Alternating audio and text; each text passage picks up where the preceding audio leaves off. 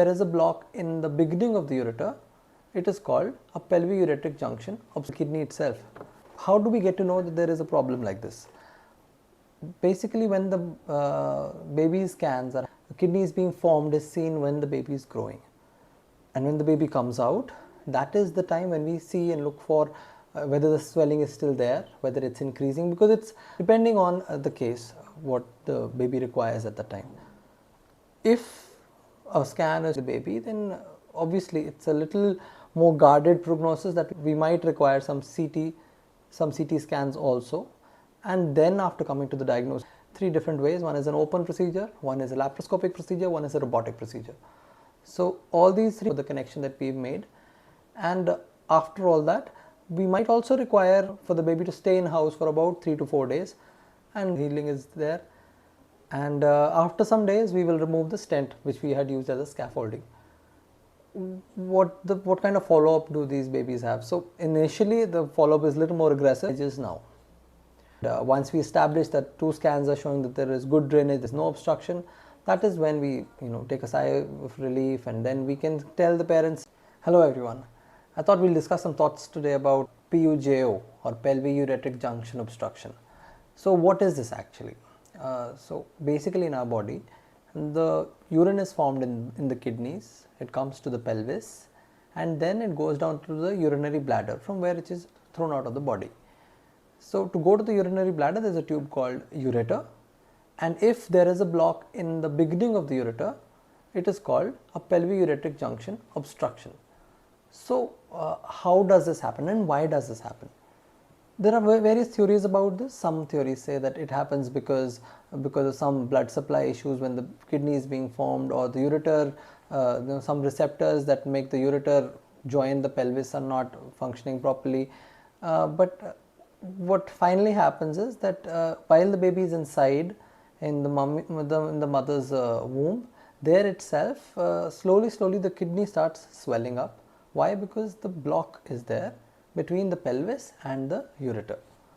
So what happens is, so there is pelvic ureteric junction obstruction, because of which we can have very different problems in a baby, which can vary from infections, can vary from swelling in the tummy, pain, and can be as bad as renal damage and renal failure, which may require removal of the kidney itself. How do we get to know that there is a problem like this? Basically, when the baby scans are happening, the antenatal scans, the scans that happen when the baby is being developing inside the mummy. So there, in those scans, we start seeing something like swellings in the kidney, either one side or both the sides, and these swellings may be some 7 mm, 8 mm, can be more than 10 mm, can be 15 mm. So all these swellings and how the kidney is being formed is seen when the baby is growing, and when the baby comes out, that is the time when we see and look for whether the swelling is still there, whether it's increasing, because it's more like a dynamic obstruction rather than a plain obstruction. So because of that dynamic nature of the obstruction, this swelling can come and go, but it can also just keep increasing in size. So if we see a pattern like that the swelling after the baby is born is increasing in size, it has become 10 mm, it is increasing 20 mm, 30 mm, that is when we start getting worried, and that is when we start investigating more about it. There are many investigations done for this problem. Ultrasounds are one basic investigation, and whenever degree of suspicion increases, we go for some higher studies like nucleotide scans, which can be DTPA, TMSA, EC scans, depending on the case, what the baby requires at the time. If a scan is showing that there is obstruction and there is still function in the kidney which we can save, our aim as doctors, as pediatric surgeons, is to save whatever function we can. Whatever damage has happened to the kidney cannot be reversed. Whatever nephrons we've lost will not come back. But to prevent further damage, the treatment has to be started, and the treatment is surgical treatment, which requires removal of that area of the block and putting the ureter and the pelvis, having a new connection to them, and removing the old part which was blocked. This procedure is called pyeloplasty. So this pyeloplasty procedure is done depending when do we actually feel the obstruction is maximum. Some babies may require it as early as 1 to 2 months of age. Some babies may require it at 6 months. Some babies may require it after the first birthday.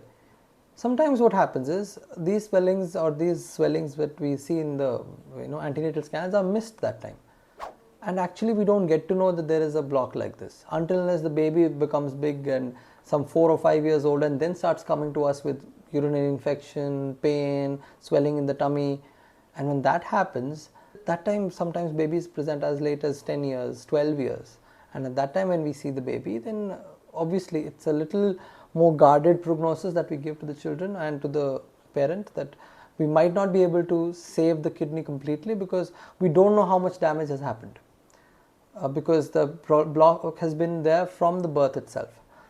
At that time we might require some CT scans also, and then after coming to the diagnosis that there is a block and why is there a block, after that we proceed towards the procedure. The surgery itself is a surgery that can be done in 3 different ways. One is an open procedure, one is a laparoscopic procedure, one is a robotic procedure. So all these 3 forms are fairly safe and have proven to be very successful. Once the pyeloplasty is done, the procedure is about 3 to 4 hours, given the anesthesia time also. And once the baby comes out, there are some tubes that are draining the kidney.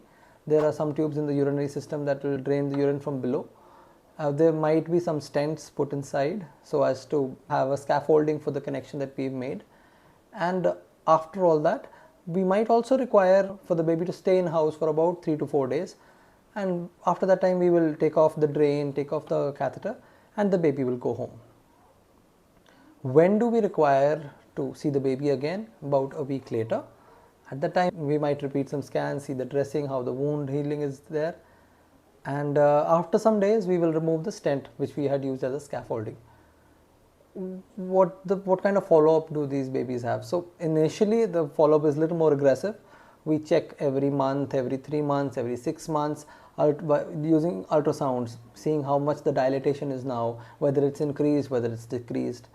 And once we have established that yes, there is no more increase in dilatation, it may also decrease and become nothing. And then after about 6 months, we will do repeat one of those nuclear scans or a DTPS scan to see how the drainage is now. Once we establish that 2 scans are showing that there is good drainage, there is no obstruction, that is when we take a sigh of relief, and then we can tell the parents safely that yes, baby requires a follow-up once a year. Keep checking the height of the baby, BP of the child, and we keep doing ultrasounds regularly, a yearly basis. Once about 3-4 scans we have in about follow about 3 to 5 years, that is when we can say that we safely forget about this problem. Now, like every other thing, there are complications, and complications that come with this procedure can be leakage of the new joint that has been made, or that joint can close up again. It's called a stricture. So if that happens or a leak happens, then obviously there is deviation from the normal pattern of healing. Baby may require a drain for a little longer time, baby may require a stent for a little longer time. Worst case scenario, we might require to do the procedure again itself. But as I told you, this is not a procedure that is done lightly. We as pediatric surgeons ourselves, we take it very, very strongly that whether this baby really requires, whether this kidney really requires this procedure or no. And once we commit to it, then we make sure that we have a good outcome, because as I told you, nephrons once lost do not regenerate. So every single part of the kidney, we are actually fighting for it. So that is why, if such a problem is there, kindly consult a pediatric surgeon at the earliest. Thank you.